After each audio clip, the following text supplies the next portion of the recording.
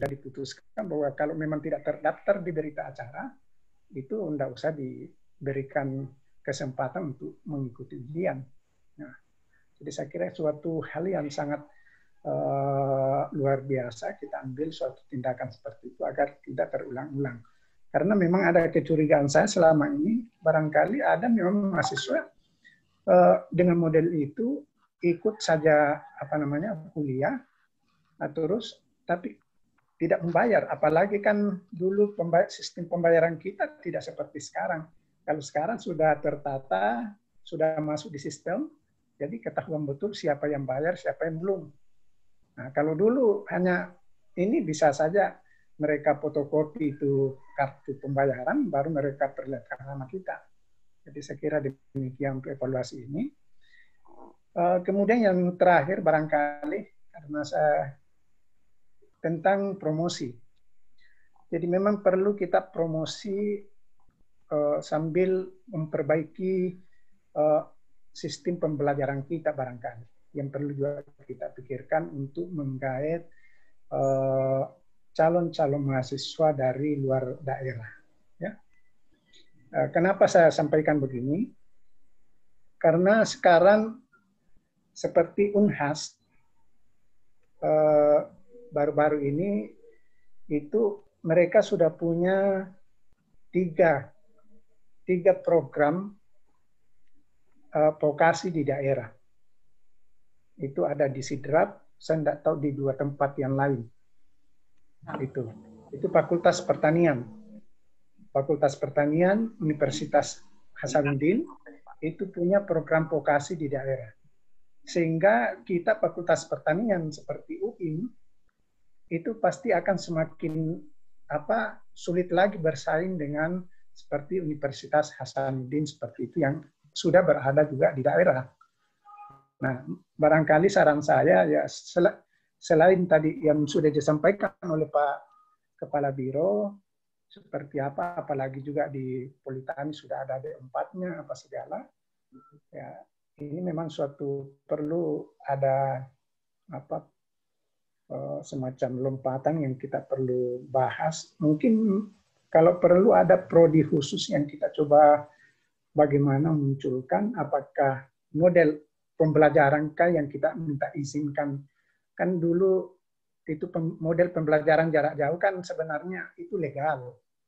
Yang penting ada izin dari menteri sebenarnya. Jadi tidak ada masalah. Nah, sekarang kan terbuka peluang karena kita sudah melaksanakan 2 semester itu pembelajaran daring. Nah, kalau dulu dianggap kan ilegal. Nah, sekarang dengan adanya COVID, alhamdulillah, ini juga salah satu hikmah dari COVID. Ternyata yang ilegal yang kita anggap dulu itu pembelajaran daring, jarak jauh, itu ternyata legal hari ini. Jadi itu juga barangkali mungkin perlu kita siasati sedemikian rupa untuk menggait mahasiswa-mahasiswa di daerah sehingga tidak perlu dia datang di tempat kita, tapi kita punya mahasiswa di mana-mana. Saya kira itu. Jadi saya kira itu Pak Dekan, saran saya 3 saja. Jadi tadi tentang Renstra, kemudian kedua evaluasi ini, dan yang terakhir masalah promosi kita. Saya kira demikian. Terima kasih. Assalamualaikum warahmatullahi wabarakatuh. Terima kasih banyak Pak Dr. Ahmad atas masukan.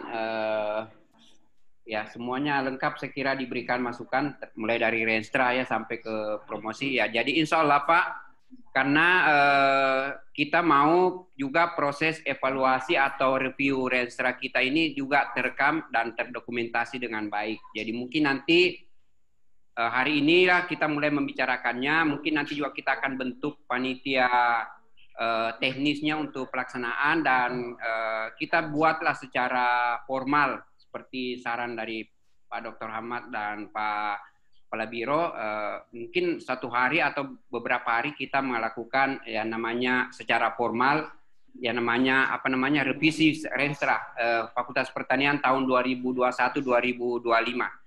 Dan semuanya kita harus dokumentasikan. Jadi supaya nanti pada saat kita akreditasi semua itu kita tidak kelabakan lagi bagaimana proses penyusunan renstra karena semuanya terdokumentasi. Makanya saya kalau sumsum seperti ini nanti kita rekam juga supaya itu menjadi bukti bahwa inilah buktinya kita membicarakan renstra mulai dari awal sampai misalnya pembentukan panitia, rapat-rapat panitia, dan kemudian kita laksanakan. Insya Allah kita, mungkin nanti penanggung jawabnya ini Bapak WD1, Pak Dr. Hanafi ya.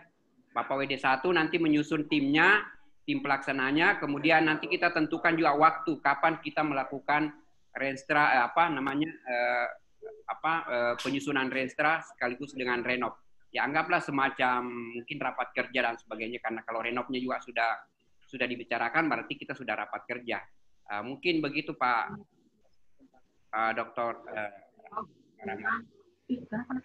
Ya mungkin saya kasih kesempatan dulu kepada para senior ya, Bapak Profesor Mir Alam, masih ada Prof? Kalau Oke, kasih. Ya, silakan Prof. Ya. Ya, Assalamualaikum warahmatullahi wabarakatuh. Jelas, Prof ya. Ya, saya tampilkan dulu wajah saya. Saya tampilkan wajah saya karena saya di. Oh ya Prof. Gimana? Apa yang berubah Ibu Asjulia? Jenggotnya semakin. Dari tadi dia mau lihat muka saya. Pak Kepala Biro, apa yang berubah kita lihat dari saya? Nah, ini tambah panjang ini. Prof, jenggot saya. Ini gara-gara COVID ini sudah tadi sudah syukur. Jadi kalau masih tinggal 1 bulan ini bisa sampai di paha ini janggo baru ke kantor. Iya. Gara-gara tukang cukur ini. Gara-gara tukang cukur. Pertama, terima kasih semua berkah doa teman-teman. Alhamdulillah. Ya, meskipun baru kemarin ini pergi swab kontrol, ya doakan semua mudah-mudahan hasilnya sudah negatif karena ini sudah ada 1 bulan ini. Ya. Amin. Pak Rahmat banyak pengalaman sebenarnya ini. Yang pertama tadi mengenai renstra. Saya kira sudah dikomentari Pak Kepala Biro dan Pak Rahmat, dan saya kira itu betul bahwa untuk menata renstra 2021 itu harus ada 3 mungkin yang mendasari. Yang pertama adalah hasil evaluasi renstra sebelumnya. Ya meskipun tadi disampaikan Pak Rahmat, rupanya ada kecenderungan renstra-renstraan, hanya untuk memenuhi prasyarat untuk akreditasi kemarin, sehingga kemungkinan disusun betul itu dia tidak berdasarkan evaluasi diri dari fakultas. Ya, nah, tapi saya kira tidak apa-apa, tetap ada nanti mengevaluasi. Kemudian yang kedua adalah memang harus kita tahu itu renstra universitas. Karena renstra di fakultas itu merupakan breakdown dari renstra universitas. Nah, yang ketiga adalah memang, nah di sinilah nanti dibutuhkan bagaimana prediksi kita ke depan ya untuk melihat tantangan baik dari sisi akademisnya ya maupun dari sisi bagaimana nanti mengakomodir manajemennya ya, bagaimana sisi keuangannya, itu semua akan masuk. Kan di renstra itu kan bukan hanya akademik masuk. Itu mungkin 3 menjadi pertimbangan. Jadi saya kira betul itu ya. Mungkin bentuk tim kecil nanti ya. Untuk bagaimana mengevaluasi untuk mudah-mudahan renstra 2001 betul-betul renstra. Betul, renstra berdasarkan evaluasi diri dan merupakan breakdown dari renstra universitas. Kemudian yang kedua mengenai evaluasi, ya ini mungkin yang paling saya terus terang ini belum banyak terlibat di dalam bagaimana evaluasi perkuliahan itu, evaluasi apalagi sudah masuk ke sistem evaluasi online. Yang jelas saya punya mata kuliah itu sudah saya laksanakan final. Tinggal ini sementara saya buka untuk bagaimana evaluasinya nanti, karena kan rata-rata tim ini udah ada senior saya di sini, misalnya metode ilmiah. Ya, apakah nanti yang menginput, nanti kan menginput itu kan hanya 1 orang nanti yang menginput, sehingga kita butuh koordinasi dengan tim. Kemudian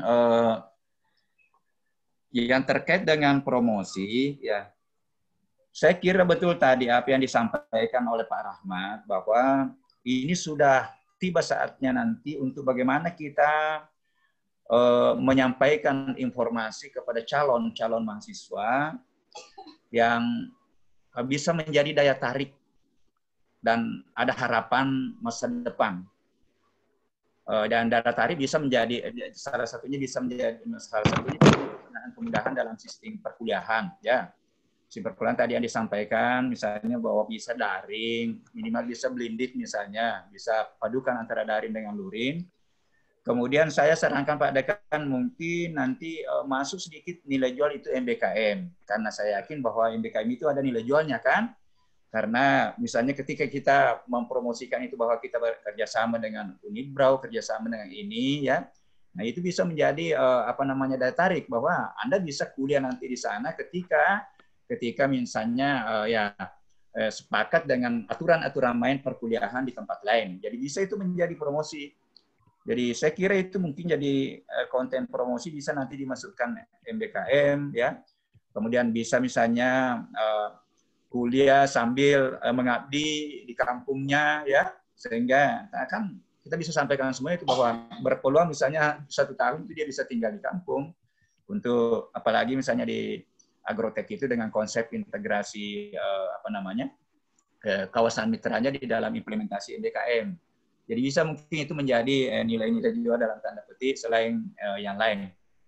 Saya kira itu mungkin Pak Dekan, untuk sementara saya berikan masukan-masukan. Jadi yang terkait Renstra tadi sudah ada dari Pak Rama, dari Kepala Biro. Memang kita butuhkan nanti itu bagaimana Renstra Universitas untuk diberi tahu masuk di Renstra Fakultas. Saya kira itu. Assalamualaikum warahmatullahi wabarakatuh. Terima kasih banyak. Saya kira ini semakin. Nah, Pak Biro cerah terus. Ya, semoga janggonya tidak sampai Idul Adha, Prof. Amin. Nanti, itu baik. Itu Kepala Biro sombong sekali. Berapa kali saya kasih naik tangan itu kasihan mau berikan sedikit masukan sosialisasi ini tidak pernah tanggapi. Saya bilang mungkin ini karena saya isolasi dia suara aku tidak mau didengar. Pak Kadir masih ada di ruangan karena kita juga rindu-rindu ini mukanya Prof Kadir ini. Oh iya Pak, iya. Oh ya silakan Prof kasih masukan. Iya, saya monitornya Pak, iya. Iya, saya monitor ini. Tanggoreng. Saya monitor. Hanya saya ini karena banyak tugas saya menyangkut masalah nilai ini. Sementara saya monitor, sementara mengimpun nilai. Rekap nilai, Pak. Bayangkan kalau matematika itu kurang lebih 96 orang. Dikali dengan 7 tugas. Tambah 1 final karena saya yang ngurusin finalnya. Jadi itu yang membuat saya, tapi itu semua ada pekerjaan yang harus kita senangi. Berikutnya tapi Pak Dekan. Jadi saya mau apa itu bercerita juga, memberi masukan ini Pak. Bagaimana kita sekarang ini bersaing dengan perguruan tinggi lain. Bahkan bersaing dari segi aspek bidang ilmunya dan perguruan tingginya. Kita rasakan bahwa kita tahun sebelumnya lebih rendah sekarang jumlah mahasiswa kita dibanding dengan tahun sebelumnya. Nah ini tentu perlu kita sikapi bersama. Tapi saya melihat di sini ada 3 hal Pak yang perlu kita coba-coba kembangkan, sampaikan di masyarakat.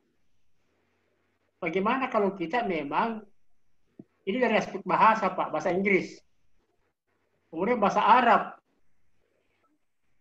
Kalau kita bisa meyakinkan masyarakat bahwa kelulusan kita itu mampu memahami bahasa Inggris, bukan berbahasa.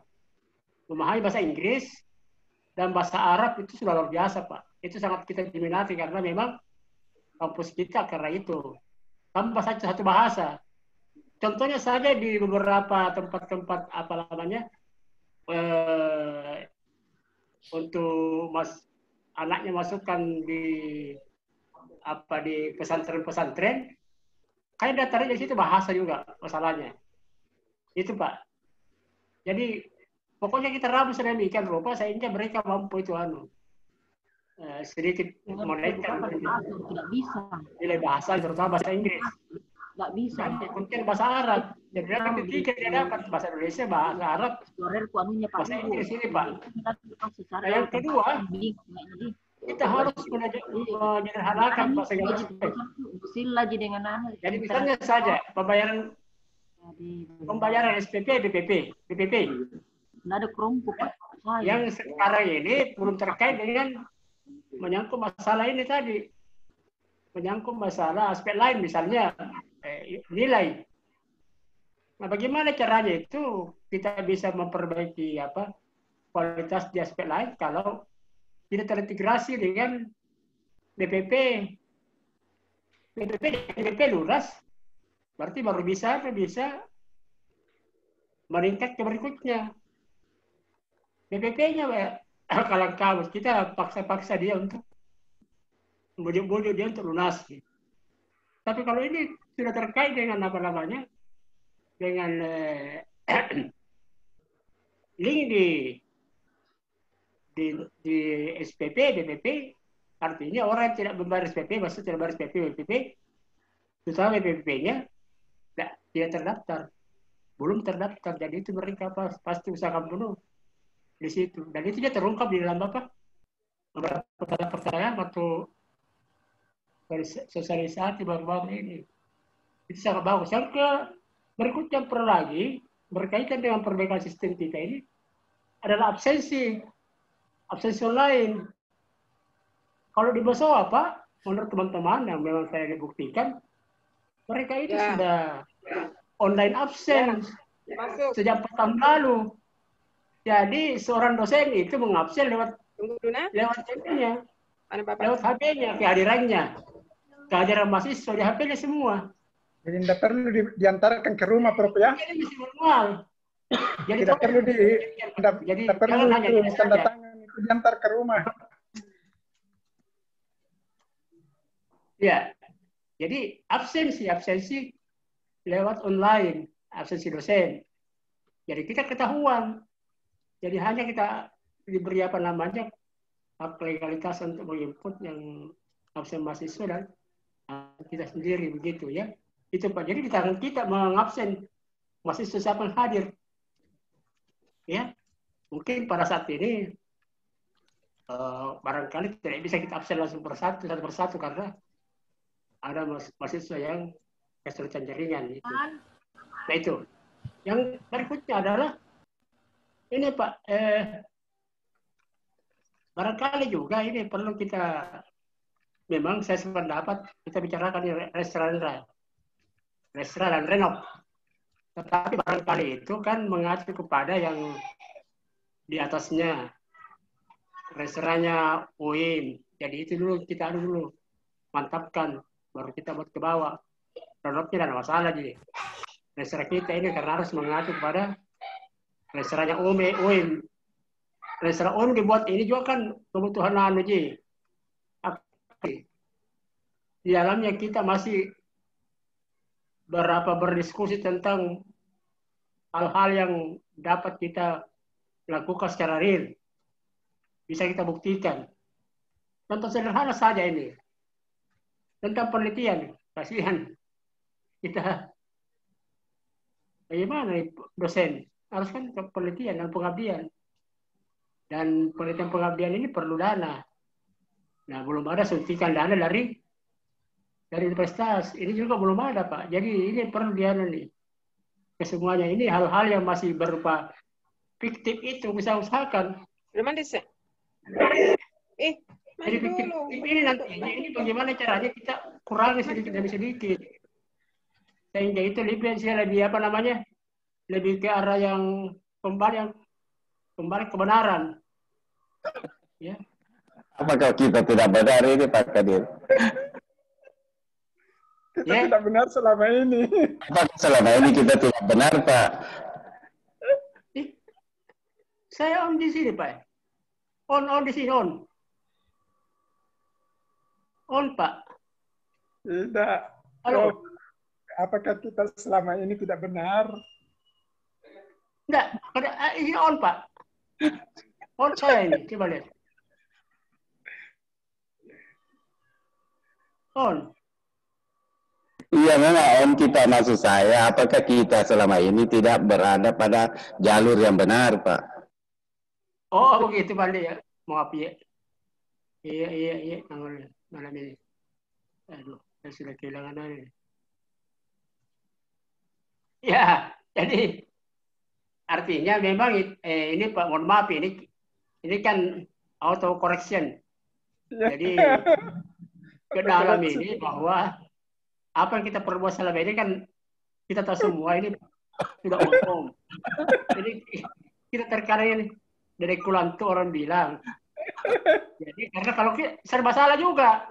Kalau kita menyebut yang benar, bisa kita kualat, bisa kita tidak kritisasi. Itu Pak ya. Jadi serba salah kita memang mau menyebutkan benar apa adanya, pastilah kita susah dapat tugas baru. Iya, dapat itu. Ini semua ini perlu kita wujudkan sekarang. Apa perlu kita apa namanya? Secara benar. Wasawakal aku sabar. Kita belum bisa berburu ke Habib Rizie ini, Pak. Jadi itu ya Pak, jadi mohon maaf ini karena untuk kesempatan ini. Jadi yang pertama tadi Pak Andi saya menyebut itu absen online Pak. Perlu dari absen dosen itu online-nya. Yeah. Jadi kita dosen itu kita tinggal mengabsen di kehadiran mahasiswa di tangan kita di HP. Kita juga Pak. Siap. Dosen juga. Yang kedua tuh integrasinya itu Pak, perbankan dengan jadi pelunasan BBP Pak. Ya itu. Ya berikutnya terakhir sampai yang kemarin itu kita disodorkan apa untuk tidak ada kepala biro umum dengan WR2 yang penting Pak. Untuk apa tuh diisi mahasiswa ya? WR2 ada di rumah. Yang hadir ini. Ada. Tidak ada WR2. Ada WR2. Ya, ada. Dengan kepala biro. Iya, daftar isian yang diisi mahasiswa itu. Nah, ini ada. Untuk apa? Tapi ada di situ yang tidak depan. Karena itu masih berhubungan dengan kuliah offline. Jadi misalnya saja bagaimana dosen sikap dosen di kelas.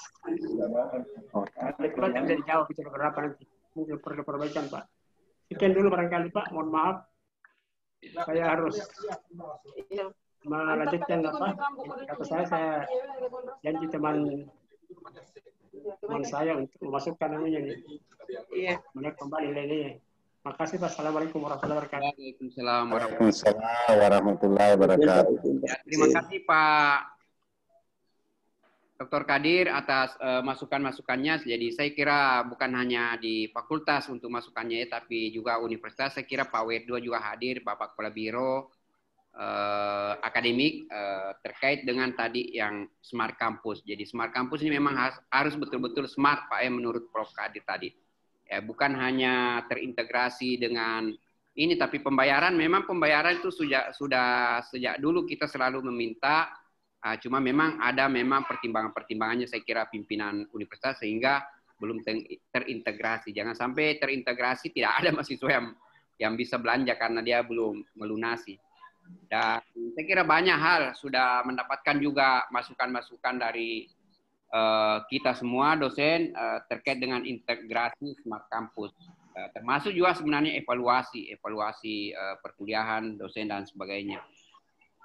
Saya kira masukan yang sangat bagus dari Pak Prof. Kadir terkait Renstra. Jadi Renstra ini kalau kita mengacu kepada universitas, saya kira universitas kan kemarin juga reakreditasi.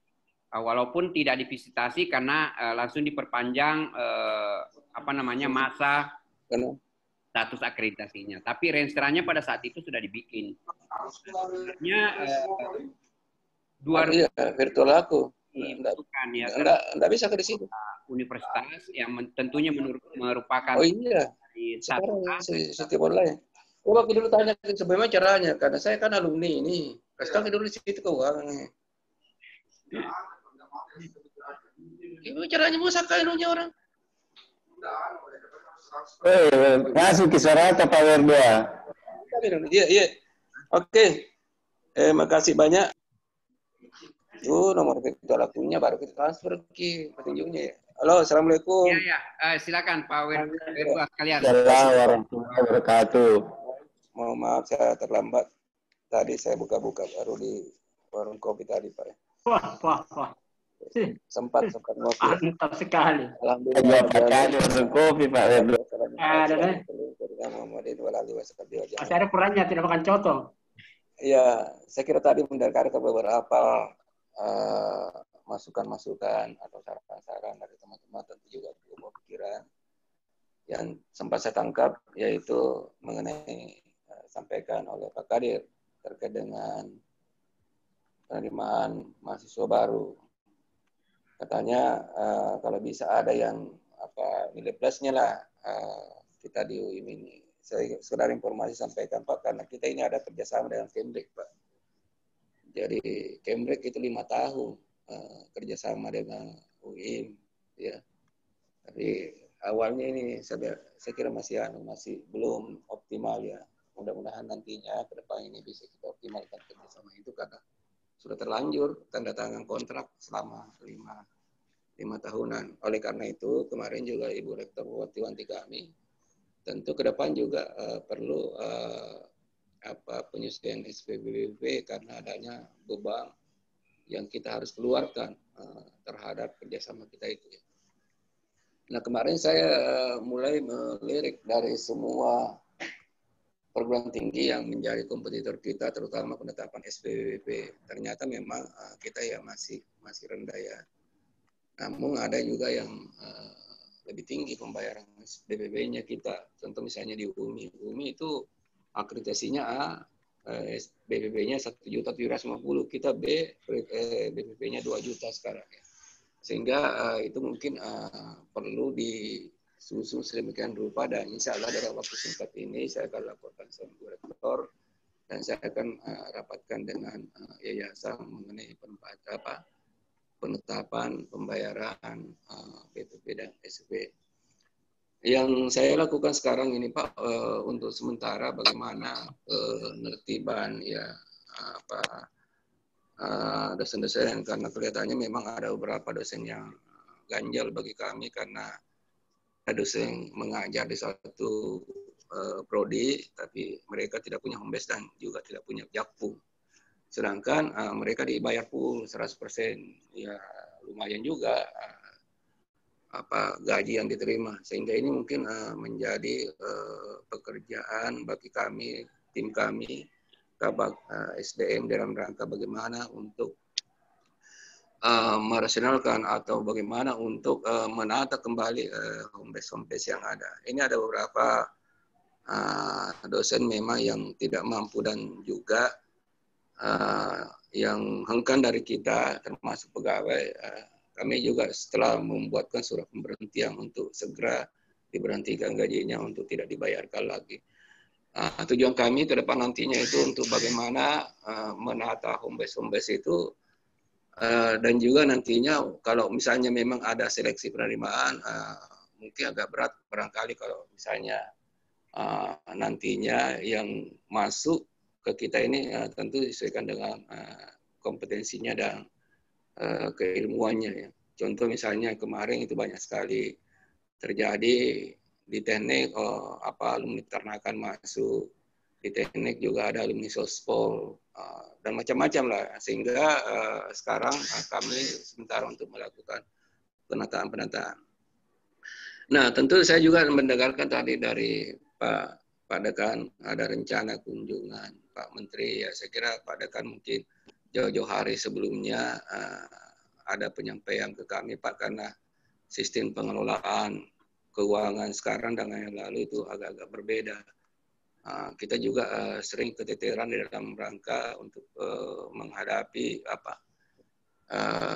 kegiatan-kegiatan yang sifatnya insidentil ya, sehingga perlu juga barangkali secepatnya diberikan informasi kapan kira-kira akan ada kedatangan tamu kita, karena itu juga kalau misalnya tiba-tiba ada penyampaian yang seperti ini ya tentu kita juga berpikir bagaimana lagi untuk kita bisa menganggarkan atau membiayai kegiatan-kegiatan yang seperti itu. Selanjutnya, memang dengan adanya Smart Campus ini tidak ada lagi pembayaran yang bisa lolos ya. Artinya, katakanlah misalnya mahasiswa-mahasiswa yang mau ujian skripsi masih ada tunggakannya, itu masih bisa loloskan. Sekarang tidak ada lagi karena adanya Smart Campus. Dan memang itu kita perketat bagaimana agar supaya nantinya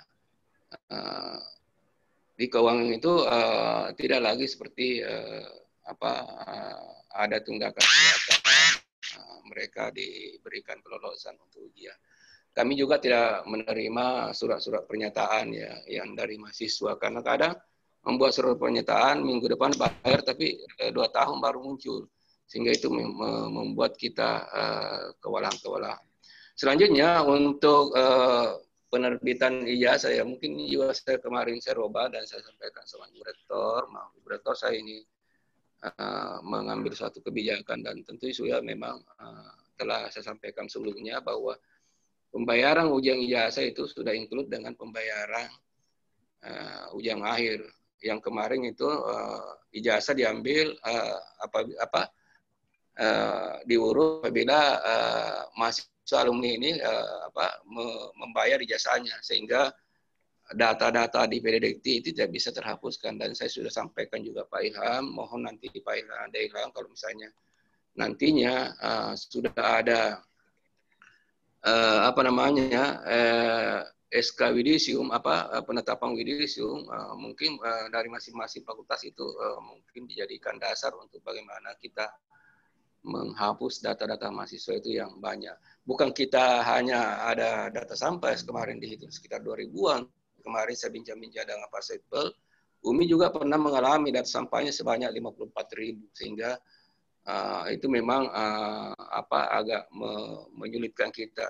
Intinya kemarin menurut penyampaian Pak Setpel ya, PDDikti itu memang harus bagus, dan pelaporan dosen ya melalui sister itu memang perlu dipertegas. Namun penyampaian juga kemarin disampaikan ke saya bahwa tolong misalnya ada kegiatan-kegiatan, katakanlah misalnya ada wisuda, ada kegiatan-kegiatan ya seyogianya disampaikan lebih awal di Eldodikti. Kemarin juga jujur saya sampaikan, disampaikan ke kami bahwa UIM ini belum juga sedikit ada perubahan. Katakanlah misalnya mau wisuda, itu baru mepet-mepet wisuda baru ada penyampaian ke Eldodikti. Harapan Eldodikti kalau misalnya memang sebaiknya ya lebih awal lah disampaikan, dan pesan juga disampaikan bahwa jangan sekali-kali ujian mahasiswa itu kalau memang tidak lengkap semua, katakanlah misalnya Turnitin, PIN ijazah, dan lain-lainnya yang menunjang mahasiswa itu untuk penyelesaian studinya. Dan mereka respon bahwa ini yang lagi tren sekarang, bahwa begitu mahasiswa selesai ya tentu diharapkan juga langsung dapat mendapatkan ijazahnya. Namun ada sesuatu juga yang perlu diketahui, bahwa mungkin transkrip nilai mungkin belum bisa kita serahkan bersamaan dengan ijazahnya. Dan itu pun bisa kalau misalnya dari awal-awal memang dulu kita ada sepakat untuk bagaimana menyelesaikan transkrip nilai. Karena transkrip itu kan masalah persoalan riskan juga dalam bagaimana menginput nilai-nilai mahasiswa yang akan selesai studinya. Menyangkut tadi ke promosi ke daerah-daerah, saya kira untuk ke daerah sekarang mungkin kurang tepat untuk kita forsir untuk berkunjung kemana-mana, karena kondisi COVID sekarang yang membuat keterbatasan kita untuk melakukan itu. Tapi saya kira masih bisa kita lakukan, tapi itu mungkin juga dilakukan pembatasan-pembatasan untuk tatap muka atau kunjungan ke daerah. Yang saya inginkan nantinya mungkin bagaimanalah kreativitas mahasiswa fakultas untuk melakukan promosi-promosi mungkin melalui media sosial. Dan tentunya kami berupaya agar supaya penetapan SPP dan BPP ini yang dalam waktu singkat ini mungkin bisa kita terbitkan. Dan sebenarnya saya sudah rancang-rancang, tapi saya juga harus minta pertimbangan Ibu Rektor dan Yayasan bagaimana agar supaya penetapan SPP dan BPP itu ya tentu dengan pertimbangan tertentu dengan melirik kompetitor kita. Ada beberapa saya melihat perbandingan-perbandingan antara lain UMI, Unismu, Fajar, Universitas Bos, UKIP ya. Kalau UKIP itu memang mereka sudah menerapkan sistem UKT, uang kuliah tunggal. Jadi mereka cuma diberikan keleluasan untuk membayar BPP-nya 2 kali ansuran. Nah, kita ini belum bisa kita terapkan. Nah, dan itu mungkin perlu ada pemikiran-pemikiran, mungkin ada kerjasama kita bagaimana untuk merumuskan ke depan untuk bagaimana penetapan penetapan BPP. Saya menghimbau kepada teman-teman, tolong misalnya ya kalau misalnya ada kegiatan-kegiatan, jangan mungkin misalnya sifatnya insidentil, tiba-tiba kita mau bikin kegiatan ini, kita mau bikin ini. Karena kenapa kita akan menyulitkan bagi kami. Untung-untung misalnya kalau memang di bidang 2 ada kas kecil untuk bisa kita gunakan kalau dana kecil, tapi kalau misalnya dananya agak besar sedikit ya tentu juga akan menjadi kelabakan bagi kita. Kita usulkan ke bendahara, belum tentu juga bendahara bisa langsung menyetujui, sehingga kadang juga kemarin ya terus saya sampaikan, saya ditelepon juga bendahara, Pak WR2, saya ini tidak enak sama ibu. Saya juga balas sama bendahara, mohon maaf Pak, saya juga tidak enak sama ibu, sama tidak enak sama ibu, sehingga mungkin ke depan nantinya ini tolonglah misalnya kalau ada program-program ya tentu dicanangkan memang dituangkan dalam program kerja baru kita mengusulkan, karena itu akan menjadi catatan atau menjadi tanda tanya bagi pihak yayasan, karena memang ini adalah ranah yayasan untuk bagaimana melakukan pembiayaan dalam rangka untuk membiayai kegiatan-kegiatan. Menyangkut sarana dan prasarana, alhamdulillah mungkin sudah ada titik terang ini kemarin, sudah ada penyampaian, dan tentunya kita juga harus mengecek langsung kira-kira memang sarana prasarana apa memang yang harus kita ada. Masalahnya ada banyak kabel.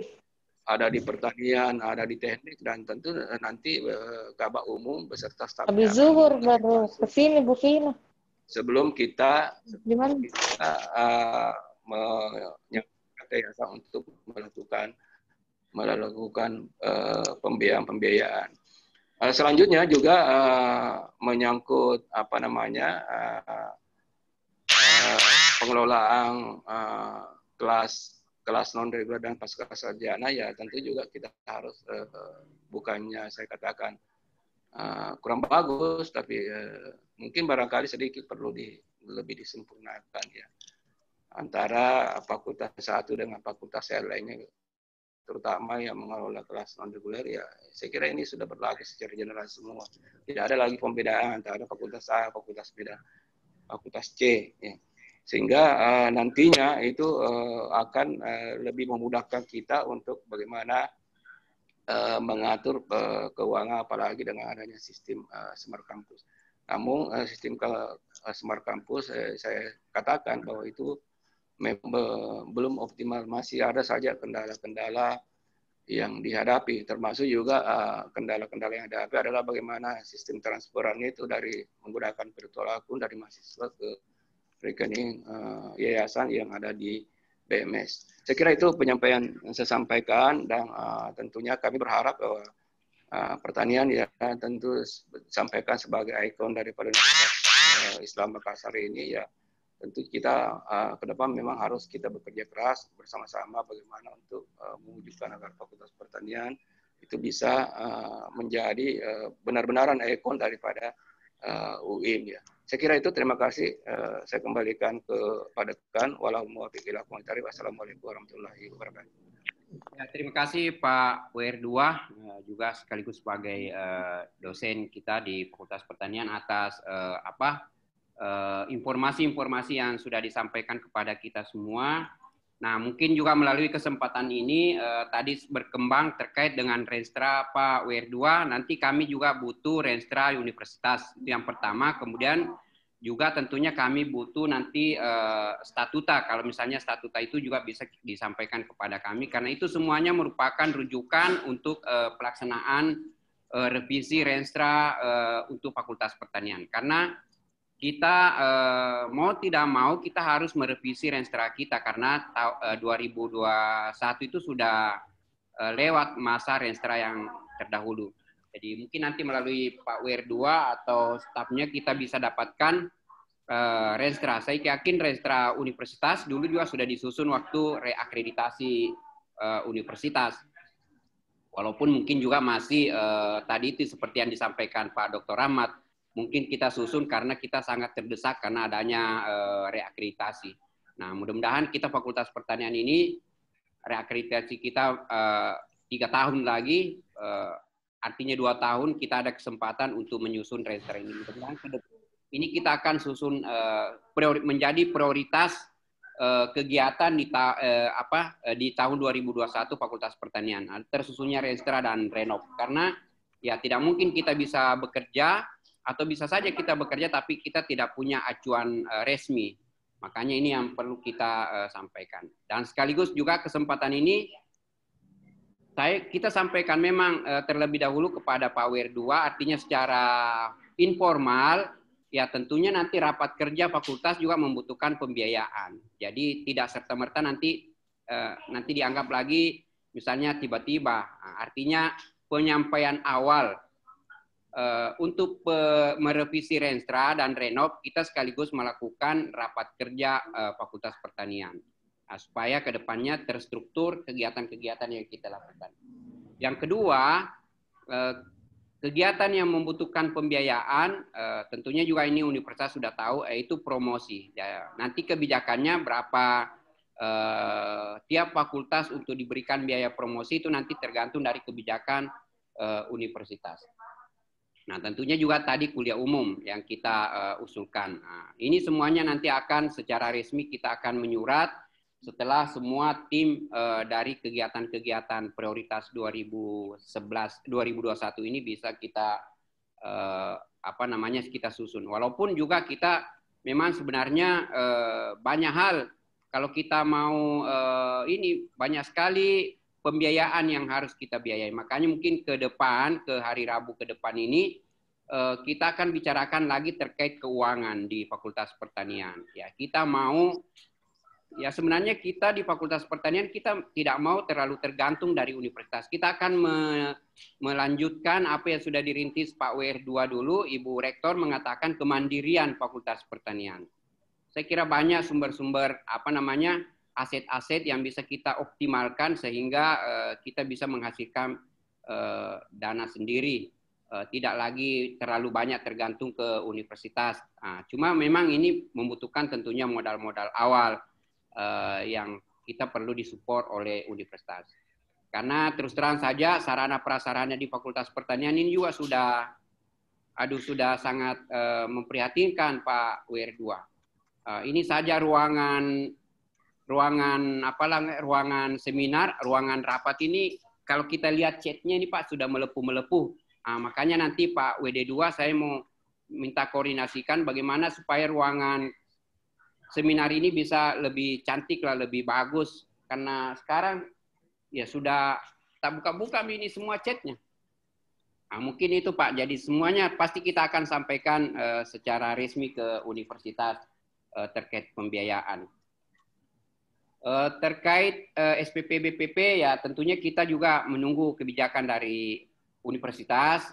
Kita tinggal menjalankan SK yang disampaikan nanti berapa jumlahnya. Cuma memang ini perlu secepatnya karena kita sudah mau memulai promosi-promosi secara informal maupun secara formal. Kita sekarang sudah membangun teman-teman di Prodi. Saya lihat sudah aktif di media sosial dan memang itu yang kemarin kita rapatkan di universitas juga harus diaktifkan. Ini atas inisiatif sendiri, teman-teman di Prodi juga sudah mengaktifkan itu. Jadi adapun kebijakan-kebijakan tentu kita berharap secepatnya, misalnya SPP, BPP, apa-apa yang harus menjadi kewajiban mahasiswa untuk dibayar pada saat baru masuk dan sebagainya, itu semuanya kita menunggu tentunya kebijakan dari universitas. Supaya nanti kita tidak kebingungan kalau misalnya ada yang bertanya, bahkan mungkin ada yang bertanya berapa SPP BPP-nya. Kalau kita sampaikan SPP BPP sekarang terus tiba-tiba ada kenaikan, ya tentunya juga berpulang kepada kita semua. Makanya mungkin ini juga perlu dipercepat Pak WR2 terkait keputusan SPP BPP tersebut. Saya kira itu waktu kita, saya kira tinggal 45 menit ya. Saya masih membuka saran. Ya, sedikit Pak Dekan ya. Menyangkut SPBB itu sudah ada konsepnya sama saya dan saya akan konsultasikan ke yayasan dan mudah-mudahan secepatnya yayasan juga memberikan respon untuk penetapan. Yang selanjutnya tadi mengenai Rensa dan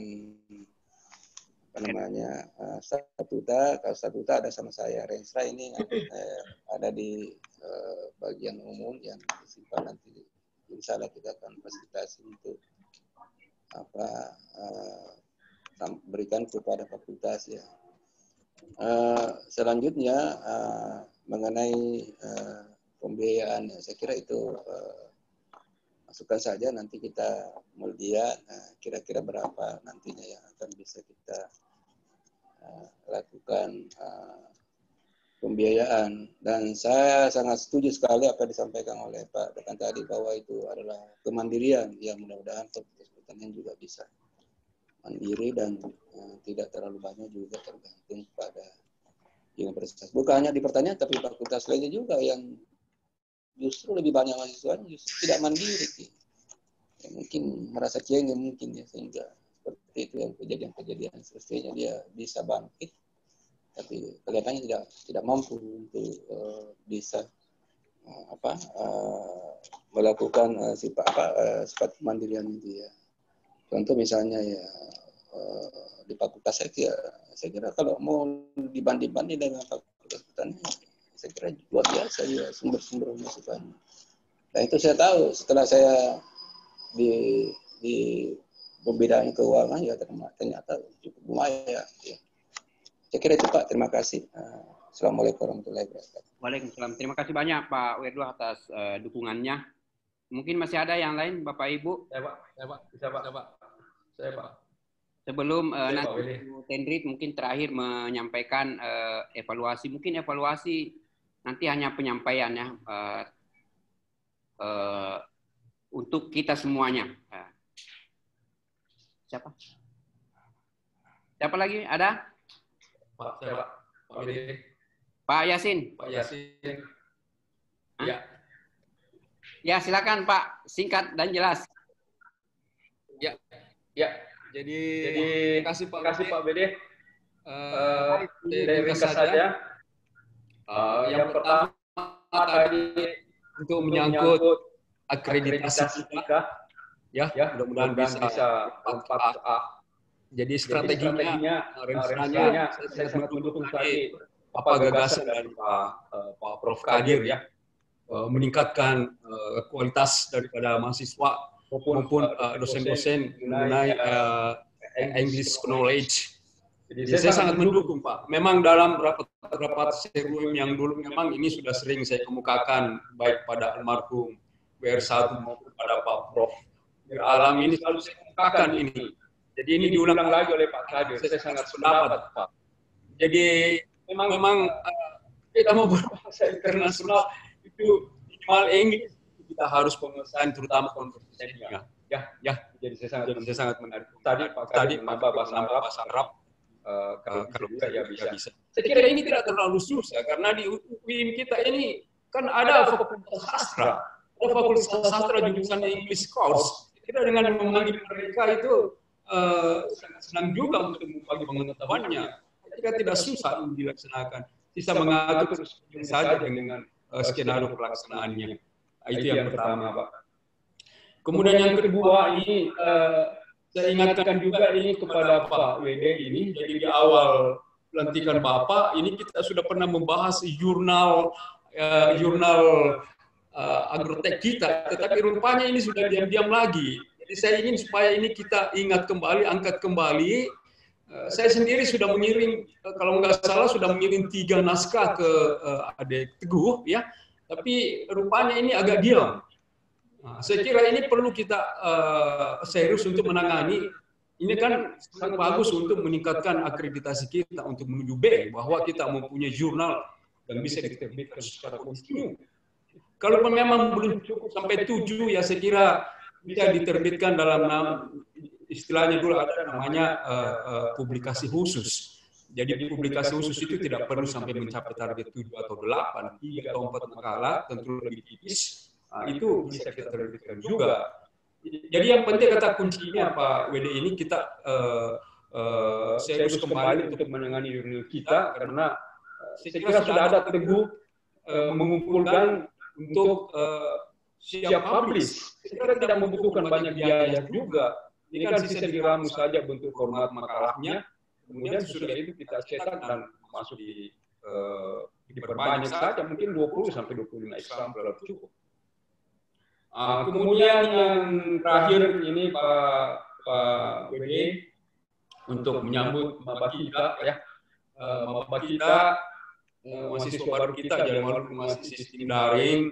Ada 2 poin ini yang saya usulkan untuk menggerakkan menyambut adik-adik kita maba, jadi tentu asbaganya ditingkatkan, ya, kualitas imannya. Tapi yang saya sedih ini agak prihatin, ya. Masjid kita sudah azan, tapi saya lihat ini para adik-adik yang muda-muda ini, masuk baru ini masih bercengkrama semua.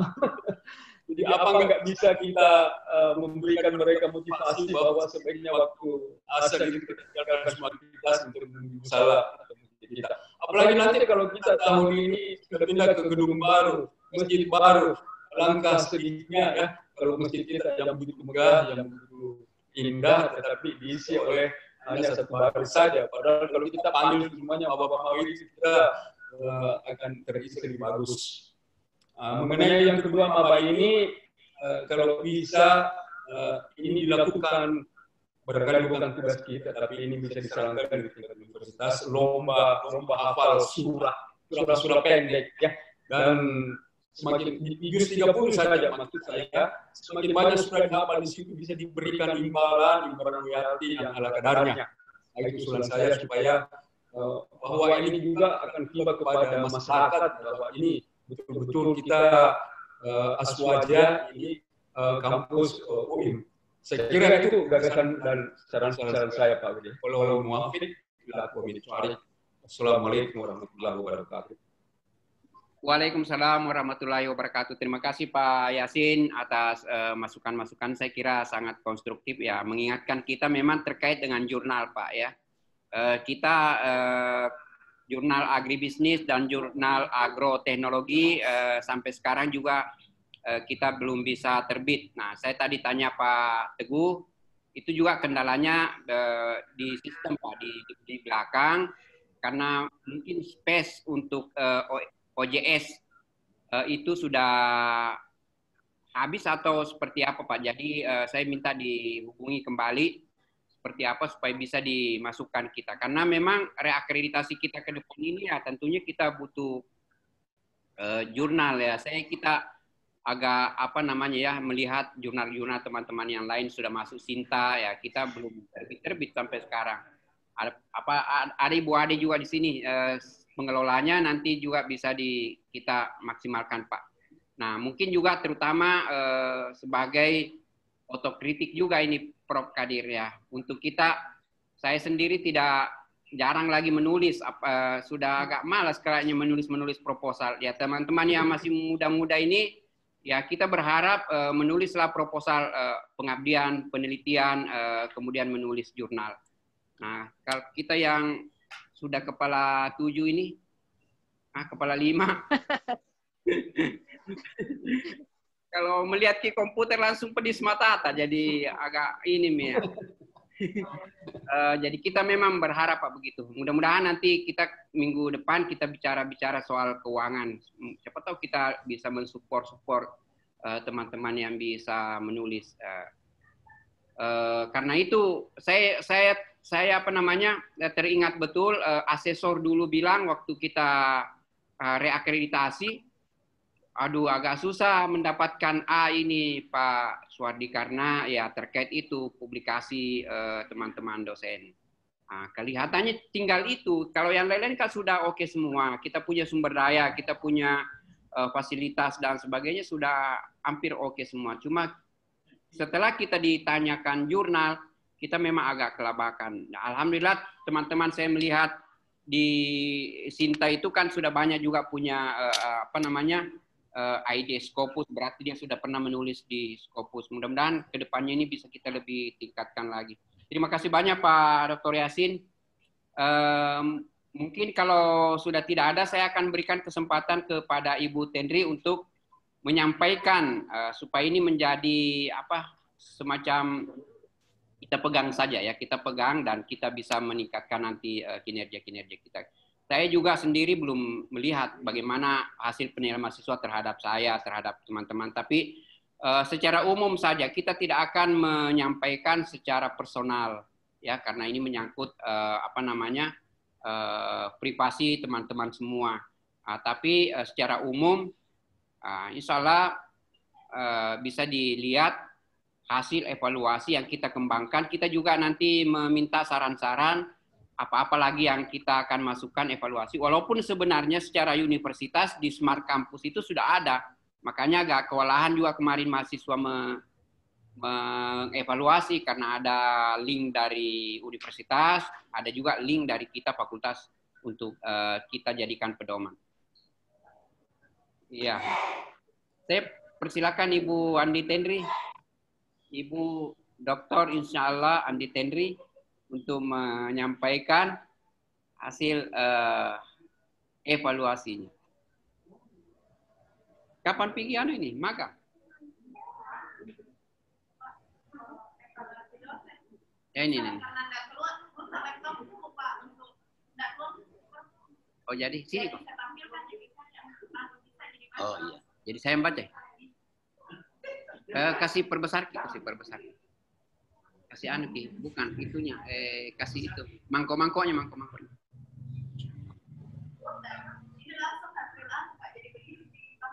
Oh ya, saya kira ini saya diminta oleh Ibu Tendri untuk membacakan hasil evaluasinya. Ya. Kenapa gangguan suaranya putus-putus? Halo Google, besar sekali suara aku ini. Cukup Pak, cukup bagus. Ya, Google Form yang disebarkan mahasiswa. Ternyata dari 1.558 respons yang mengisi, tidak, maksudnya ini kan ada double-double Pak. Jadi ada mata kuliah ini, mata kuliah itu mereka double-double. Jadi 1.558 itu bukan mahasiswa Pak ya, tapi respon. Ya, artinya mahasiswa itu bisa 2 kali, bisa 3 kali, karena setiap dosen memberikan form evaluasinya. Nah, ternyata ada juga mahasiswa yang tidak mengenal dosennya. Saya juga bingung ini. Ya, dari sini ya ada berapa persen ini, Ten? Ini ada yang bilang, ada pertanyaannya, apakah mahasiswa mengenal dosen bersangkutan? Ternyata ada juga tidak. Karena memang Pak, saya terus terang saja, kadang memang ada mahasiswa yang sangat cuek. Dia tidak tahu pejabatnya siapa, dekannya siapa. Ada memang, jadi wajar saja. Ya, tapi yang sangat kenal ini 28, sangat kenal, mungkin ini akrab ya dengan dosennya, kemudian 14%. Jadi mungkin ya kita bisa membahas kemungkinan semester 1, kemungkinan karena kita tidak pernah bertatap muka secara langsung, tidak pernah berinteraksi secara langsung, hanya melalui media sosial atau melalui Zoom. Nah ini tingkat pengenalan mahasiswa terhadap dosennya. Nah, mungkin ini sebagai refleksinya ya teman-teman dosen bisa lebih meningkatkan kembali bagaimana interaksinya dengan mahasiswa. Kemudian kehadiran dosen yang bersangkutan memberi kuliah, nah ini adalah respon mahasiswa, bukan itu ini mencengangkan Pak ya, karena 64% mengatakan tidak sesuai dengan jadwal ya, saya kira tidak sesuai. Jadi kita 64% sesuai dengan jadwal. Jadi alhamdulillah di atas 50% kita memberikan kuliah walaupun daring itu 64%. 29% yang tidak sesuai jadwal tidak ada, bahkan ya sedikit sekali, tidak signifikan lah, artinya seperti benang saja ya, jarang sering lah. Oke, lanjutkan. Nah kemudian ini tingkat keramahan dosen, saya kira di atas 20% ramah semua kita. Ya, sangat ramah. Ya, sangat ramah. Saya tidak tahu ini bedakan sangat ramah dengan cukup ramah bagaimana maksudnya. Kalau kurang ramah kan ketahuan. Ya. Kemudian tujuan dan manfaat perkuliahan, penyampaian. Bagaimana berarti ini kan penangkapan mahasiswa, bagaimana terkait dengan tujuan dan manfaat perkuliahan itu 45% sangat jelas. 50%-nya cukup jelas. Jadi kalau kita bagi dua ini jelas dengan tidak jelas ya tentunya 90% jelas ya. Kalau kita bagi dua saja kategori misalnya jelas atau tidak jelas berarti 96,5% itu mengatakan jelas. Jadi alhamdulillah Bapak Ibu dosen kita semuanya memberikan perkuliahan dengan bagus. Pertanyaan berikutnya, kontrak perkuliahan pada awal perkuliahan disampaikan, jadwal materi pokok bahasan RPS itu lengkap ya. Ada lengkap. Nah, kalau ada jadwal dan lengkap kita gabung itu menjadi 84%. Nah, alhamdulillah. Yang tidak lengkap itu hanya berapa ini Pak? 5%. Artinya ada mata kuliah yang tidak lengkap. Penggunaan buku dan literatur mutakhir. Nah, ini yang mutakhir yang maksudnya tidak ada. Nah, ini hasilnya. Ada yang tidak ada, kemudian ada beberapa penggunaan buku dan literatur mutakhir banyak ya 21 semuanya. Jadi mungkin nanti juga pertanyaan-pertanyaan kita bisa revisi atau bisa kita sempurnakan dengan baik. Melengkapi perkuliahan dengan bahan ajar, 84% ada bahan ajarnya. Ya, saya kira betul ini karena semuanya tunggu di atas satu. Ya, jadi 84% ada ya, ada bahan ajar. Kemudian ada juga diktat. Nah, penting bahan ajar ya, yang tidak ada juga ada juga dosen yang tidak menyampaikan bahan ajarnya. Mungkin cukup pada saat dia mengajar maksudnya. Sehingga bahan ajar tidak perlu. Yang menyampaikan bahan ajar biasanya kan setelah kita perkuliahan kita share kembali bahan-bahan yang kita sudah ajarkan. Lanjut. Nah, kemudian memulai dan mengakhiri perkuliahan tepat waktu. Nah, ini lalu ya. Artinya yang mengatakan sesuai perkuliahan tepat waktu itu ada 58%. Nah, kalau digabung dengan yang sering dengan yang lalu, nah itu 90%. Yang jarang cuma tidak. Itu beda yang sering dengan selalu. Sering dan selalu itu sama, Ji. Ya, makanya saya bilang sering selalu sama. Ya. Oke, lanjut. Nah, ini kesesuaian materi yang disampaikan dengan perencanaan kontrak perkuliahan. Ya. Sangat sesuai dengan cukup sesuai. Kita lihat itu 90%. Ya. Yang kurang sesuai ada sedikit. Dan tidak sesuai itu sedikit sekali. Jadi kita berharap mudah-mudahan nanti ke depannya ya bisa semuanya 100% saya kira sesuai dengan kontrak perkuliahan. Selanjutnya. penyampaian materi perkuliahan oleh dosen. Maksudnya ini. Ada yang tidak sesuai, tidak ada kurang sesuai. Mungkin ini penyampaian perkuliahan oleh dosen. Nah, ini juga ada informasi juga bahwa tidak semua dosen yang di SK-kan, apalagi dosen-dosen yang MKDU, ya, yang dari luar itu masuk. Ada juga yang hanya asistennya, mungkin inilah yang dimaksud. Dosen yang memberi perkuliahan tidak sesuai. Jadi dia tidak sesuai karena dosen yang kita SK-kan dia tidak masuk. Yang masuk adalah asistennya. Tapi saya kira dosen-dosen kita di fakultas tidak ada yang memasukkan asistennya. Mungkin dari MKDU dan dosen ya MKDU. Silakan. Nah, kemudian dosen memberikan contoh penerapan dan ilustrasi nyata yang terkait dengan materi. Ya, saya kira selalu sering ini kalau Dr. Sinar bilang sama Ji, ya berarti kita 89,9%. Itu sama. Sering. Ya. Jarang, ada sedikit, kemudian tidak pernah, ada juga. Lanjut. Penggunaan berbagai media pembelajaran, Zoom, WA, Google Classroom, dan lain-lain. Ini selalu dan sering itu hampir 100%, 94,1. Berarti 94,1 berarti hanya 0,9% yang tidak. Selanjutnya. Apa ini? Nah, kemampuan dosen dalam mengintegrasikan penggunaan berbagai media pembelajaran. Ini juga sudah terampil, sangat terampil, itu cukup dan itu sudah di atas 90%. 90,83, 90,73% yang mengatakan terampil. Berarti kita semua ini hampir semuanya itu sudah menggunakan media pembelajaran dengan terampil. Selanjutnya.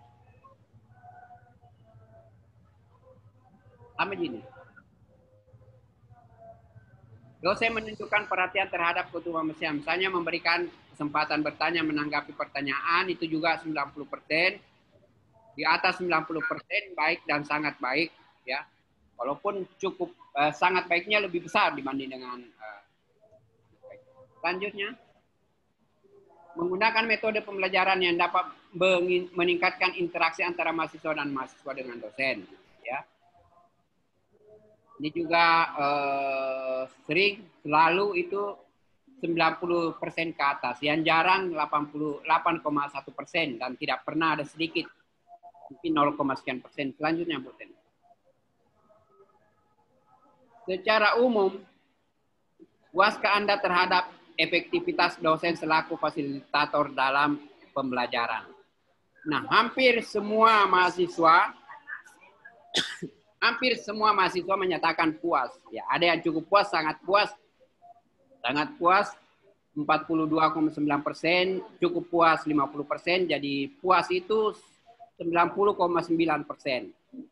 90,9%. Jadi 0,1% saja yang kurang puas. Nah, ini semuanya mungkin kita perlu menyampaikan tata cara penilaian. Nah, ini tata cara penilaian. Ada juga dosen yang belum pernah menyampaikan tata cara penilaiannya. Bagaimana cara menilai nilai akhir sehingga misalnya mahasiswanya dapat A, B, C dan seterusnya. Nah, alhamdulillah kita yang pernah itu di atas 90%. Yang tidak pernah yang biru itu saya kira di bawah 10%. Karena ini saja 78, 80, 90,5. 90,5. Kemudian tambah yang merah, ya mungkin di bawah itulah. Selanjutnya, kesesuaian antara proporsi nilai dengan tugas evaluasi yang diberikan. Mahasiswa juga cukup sesuai, mengatakan sangat sangat sesuai dan cukup sesuai itu di atas 90%. Kurang sesuai sedikit dan tidak sesuai juga masih ada. Jadi ini menjadi perhatian kita juga semuanya. Memberikan umpan balik yang konstruktif terhadap pembelajaran nilai ini sangat sesuai dan cukup sesuai. Itu kalau di total itu juga di atas 90%, 90,68%. Ya, ada juga yang masih kurang sesuai dan tidak sesuai. Lanjutin. Menginformasikan kisi-kisi. Nah, kita sebelum melakukan ujian final, apakah dosen menyampaikan kisi-kisi ujian dengan rinciannya? Ya, ada juga yang tidak pernah, masih ada yang tidak pernah menyampaikan kisi-kisi. Ada yang jarang kan pasti juga sudah, tapi dikatakan jarang. Ada yang selalu, mungkin setiap masuk menyampaikan ini kalau selalu, ya, sering dan sebagainya. Selanjutnya.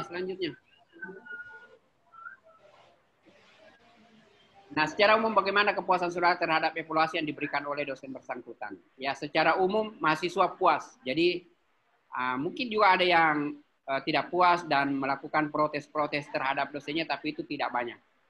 Sangat sedikit yang tidak puas terkait dengan kepuasannya terhadap proses evaluasi. Ya, bagaimana evaluasi sehingga misalnya mahasiswa dapat A, dapat B, dan seterusnya. Ada juga sedikit yang mengatakan kurang puas dan tidak puas. Nah, ini nanti yang kita terus-menerus akan tingkatkan sehingga mahasiswa semuanya merasa puas. Tapi secara overall semuanya hampir semuanya puas. Lanjutnya.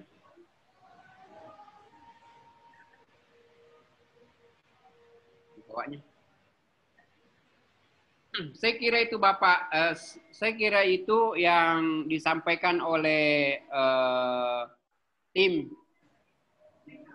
final atau panitia final ujian panitia final melakukan evaluasi terhadap mahasiswa, dan alhamdulillah kita semuanya dosen di Fakultas Pertanian patut bersyukur ya, karena penilaian mahasiswa itu overall semuanya sangat memuaskan ya, sangat memuaskan kah, cukup memuaskan, yang jelas memuaskan, dan itu semuanya. Tapi walaupun demikian ya tentunya tetap kita meningkatkan tentunya pelayanan kita terhadap mahasiswa sesuai dengan tugas-tugas kita semua. Ada lagi? Ada penyampaian dari Ibu Anditen.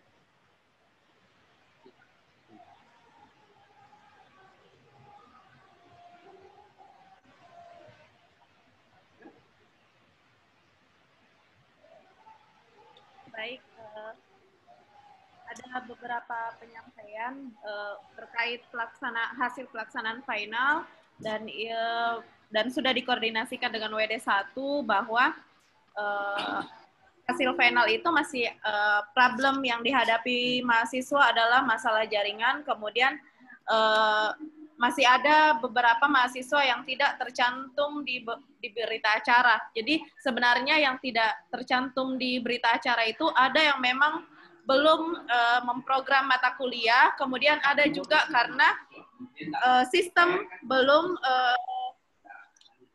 belum bagus untuk membaca, atau saya kurang tahu seperti apa sehingga sebenarnya mahasiswa itu terdaftar tetapi di berita acara namanya tidak muncul. Jadi ada penyampaian terkait final, yaitu yang pertama diharapkan kepada Bapak Ibu dosen bahwa mahasiswa yang mengalami bencana alam di Sulbar itu diberi kesempatan untuk ujian susulan pada dosen yang bersangkutan. Lalu setelah itu dilaporkan ke KPS. Kemudian yang kedua, ada beberapa mahasiswa yang tidak tercantum namanya di berita acara, tetapi di sistem Siakat Kampus sebenarnya nama mahasiswa tersebut ada. Jadi diharapkan untuk melaporkan di KPS. Makanya panitia final membagikan berita acara kosong karena ada memang beberapa mahasiswa yang tidak program dan ada memang sudah program namun di berita acara namanya belum muncul. Kemudian kecuali mahasiswa yang memang tidak program itu tidak dapat nilainya di-input. Jadi nama-nama mahasiswa tersebut tetap ditulis di berita acara kosong, nanti dicek oleh Kaprodi masing-masing. Kemudian penyampaian yang ketiga diharapkan kepada Bapak Ibu untuk menginput nilai UAS paling lambat 31 Januari 2021 ya Pak. Paling lambat 31 Januari 2021. Baik, demikian penyampaian dari kami, panitia final.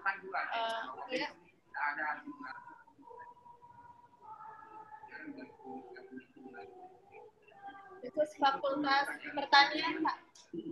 Oh ya.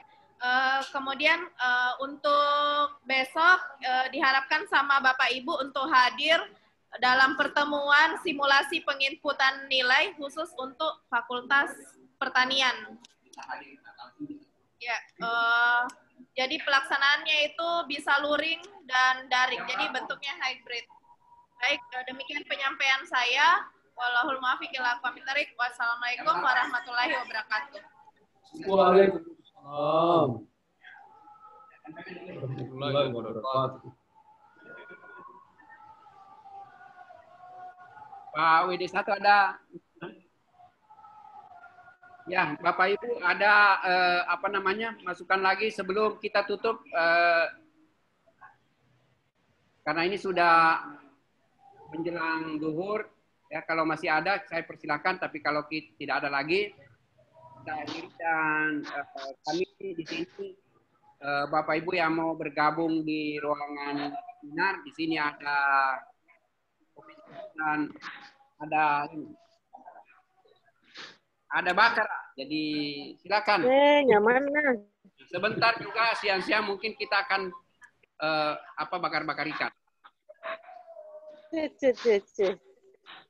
Ada lain lagi Bapak Ibu, saya kira pertemuan kita hari ini cukup luar biasa, masukan Bapak Ibu, dan ini kami rekam supaya nanti kami juga bisa mendengarkan kembali saran dari Bapak Ibu, dan itu yang menjadi bukti bahwa proses-proses yang kita lakukan di Fakultas Pertanian selalu kita konsultasikan dengan Bapak Ibu dosen.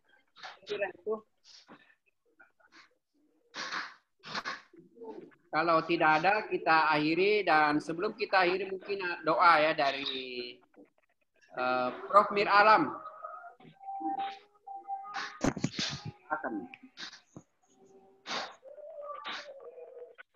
Atau karena sudah azan, kita masing-masing berdoa membaca Al-Fatihah.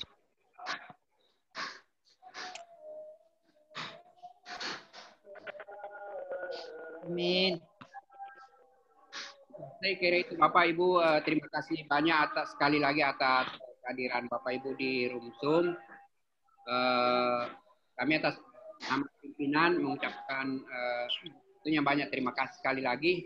Dan kita akhiri pertemuan kita siang hari ini dengan ucapan Alhamdulillahirrabbilalamin. Wallahul muwaffiq ila aqwamit thoriq. Wassalamualaikum warahmatullahi wabarakatuh.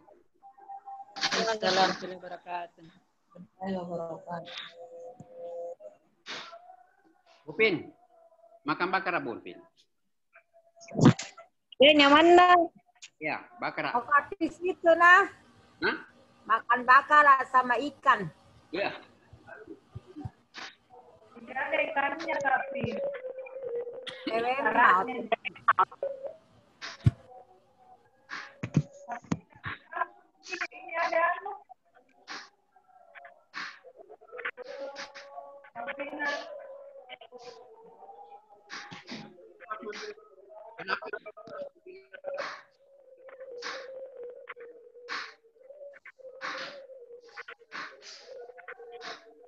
Di dua saya cari-cari biasa.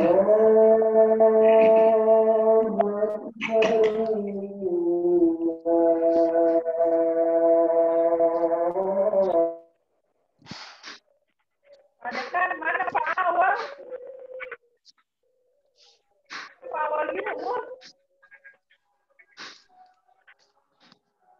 Kayak minta izin memang Pak Awal tadi kedengar. Minta izin ke memang Pak Awal enggak masuk. Bukan saya nyertisnya, Bu.